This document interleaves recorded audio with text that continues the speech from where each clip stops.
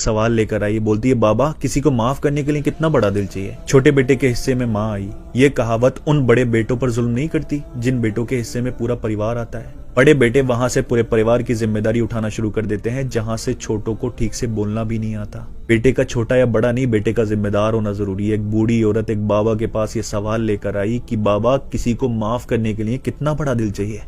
अब बाबा ने उसकी तरफ देखा और पूछा, किसको माफ करना है? तब उस औरत ने कहा कि मुझसे मेरे बेटों को माफ नहीं किया जाता। मेरा दिल इतना बड़ा नहीं है कि मैं अपने बेटों को माफ करूं।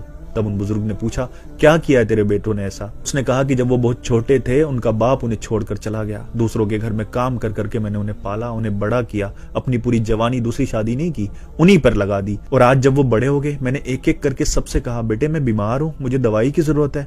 तो सब बहाना बनाते हैं। सबसे छोटा बेटा मुझसे जो सबसे ज्यादा मोहब्बत करता है वो भी यही कहता है कि माँ हमारे अपने खर्चे बहुत है, मेरी अपनी औलादें बहुत है, तेरी दवाइयों के लिए तेरे खर्चे के लिए कहां से पैसे लाऊं मैं? वो रोते हुए बोली कि ये बात तो मैंने उनसे कभी नहीं कही थी कि मैं तुम तीन को पालने के लिए कहां से पैसे लाऊं। तो फिर मैं कहां से इतना बड़ा दिल लाऊं जो उनको माफ करूं? छोटा हो या बड़ा हो, जालिम भी और जिम्मेदार भी, कोई भी बेटा हो सकता है। इसलिए इस कहावत को ऐसा होना चाहिए ना कि किसी के हिस्से में मकान आया, किसी के हिस्से में दुकान आई, और मैं घर में सबसे जिम्मेदार था, मेरे हिस्से में माँ आई।